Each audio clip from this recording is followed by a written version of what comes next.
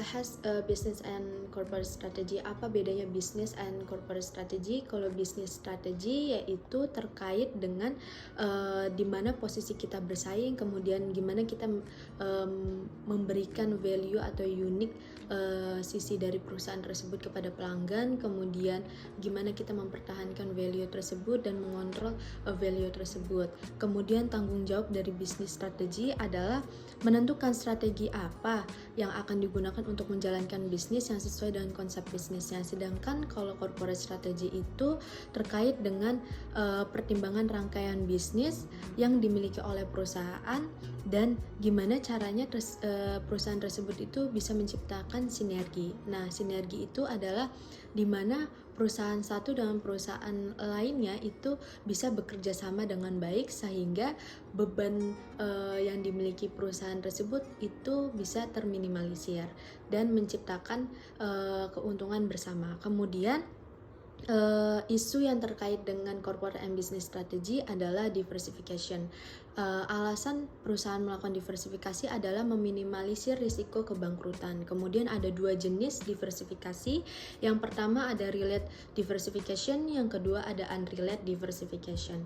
Relate diversification adalah perusahaan mengatur bisnisnya atau membuat bisnis baru itu yang berhubungan dengan inti bisnis perusahaan tersebut. Sedangkan unrelated diversification adalah perusahaan tersebut itu tidak memiliki kaitannya dengan segmen inti perusahaan atau segmen inti bisnisnya. Kemudian kalau unrelated diversification itu ibaratkan ada pepatah mengatakan don't put all your eggs in one basket. Itu artinya ketika kita ingin menaruh telur itu di berbagai keranjang, minimal kerusakan atau kejatuhan telur tersebut setidaknya tidak sebanyak kita hanya menaruh telur di satu keranjang gitu. Artinya meminimalisir kebangkrutan adalah dengan cara melakukan diversifikasi di berbagai unit bisnis lainnya gitu. Jadi kebangkrutan tersebut tidak separah di relate diversification. Kemudian apakah relate diversification tidak menguntungkan? Tetap menguntungkan, tetapi sesuai dengan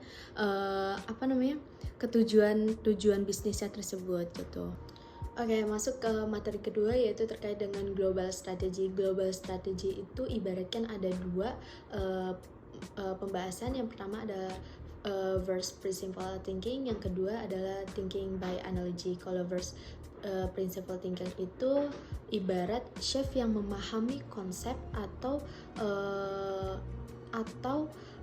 esensi substansi bisnis tanpa disrupsi. Sedangkan kalau thinking by analogy itu ibarat yang juru masak kayak gitu, dia hanya paham prosesnya tanpa mengetahui konsep dari bisnisnya tersebut gitu. Kemudian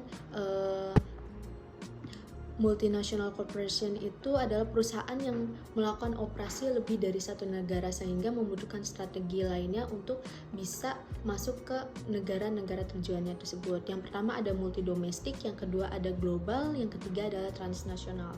Nah, kalau multidomestik itu dia perusahaan tersebut menekankan pada lokal responsif sebagai persyaratan lokal. Jadi dia lebih ke customisasi sehingga lokal responsifnya lebih tinggi. Sedangkan kalau global itu lokal responsifnya rendah karena dia berkaitan dengan standarisasi atau produknya itu sama di berbagai negara gitu, sehingga tujuannya itu untuk menekan biaya dan efisiensinya itu lebih baik gitu. Sedangkan kalau transnasional itu perusahaan mencoba mengimbangi customisasi dengan standarisasi sesuai dengan preferensi lokal di negara tersebut gitu, sehingga strategi internasional itu bergantung pada dua penekanan, yaitu menekan biaya sehingga mencapai efisiensi, yang kedua itu menanggapi budaya dan kebutuhan lokal gitu. Nah, kalau customisasi itu perusahaan memproduksi barang yang sesuai dengan permintaan lokal sehingga bisa berubah-ubah. Sedangkan standarisasi itu perusahaan itu memproduksi produk atau barangnya itu sama rata di berbagai negara gitu. Nah, sedangkan transnasional itu mengimbangi keduanya tapi sesuai dengan preferensi lokalnya gitu.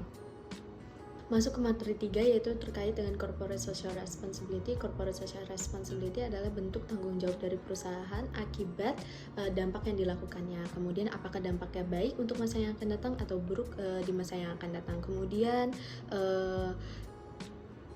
CSR ini berhubungan dengan agenda PBB yaitu Sustainable Development Goals. SDGs gitu. Nah, SDGs ini terdiri dari yang diperhatikan adalah untuk mensejahterakan masyarakat dunia gitu.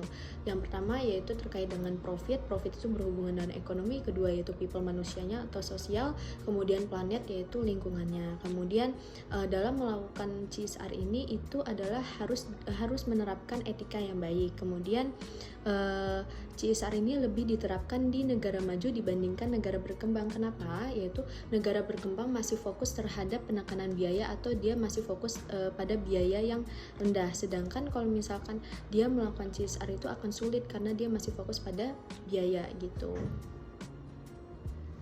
Masuk ke materi keempat yang terakhir nih yaitu implementation of strategy. Implementation of strategy ini berhubungan dengan leadership. Leader itu sebagai salah satu faktor terpenting nih yang bisa menentukan apakah implementasi strategi itu berjalan dengan baik atau buruk, sehingga perusahaan tersebut itu harus bisa, si leadernya itu harus bisa memikirkan cara untuk kontribusi yang baik gitu apabila terjadinya kegagalan gitu. Nah, supaya implementasi strateginya berjalan dengan baik itu diperlukan atau diperhatikan organization structure-nya gitu. Nah, apa sih arti organization structure? Itu adalah menentukan pola komunikasi yang terjadi di perusahaan. Artinya itu terimplikasi terhadap distribusi informasi, pengambilan keputusan, dan tanggung jawab masing-masing peran. Kemudian ada dua jenis organization structure. Yang pertama yaitu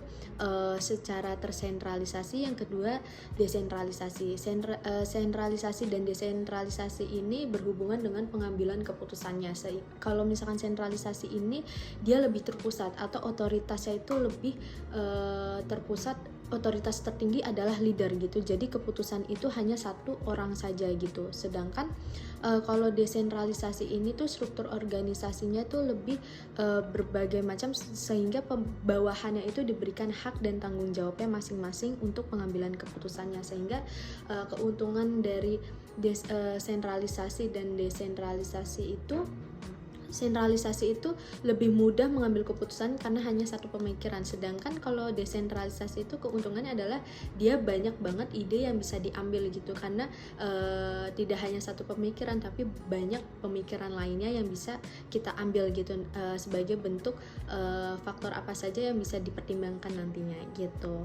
Sekian dari Adistia Asmarani Putri, mohon maaf bila ada kesalahan. Pokoknya banyak-banyak terima kasih kalau kata kamu gitu. Nah, belajar itu harus happy, harus senang biar kita bisa ngambil manfaat sebanyak-banyaknya gitu. Mohon maaf bila ada kesalahan. Assalamualaikum warahmatullahi wabarakatuh. Bye bye.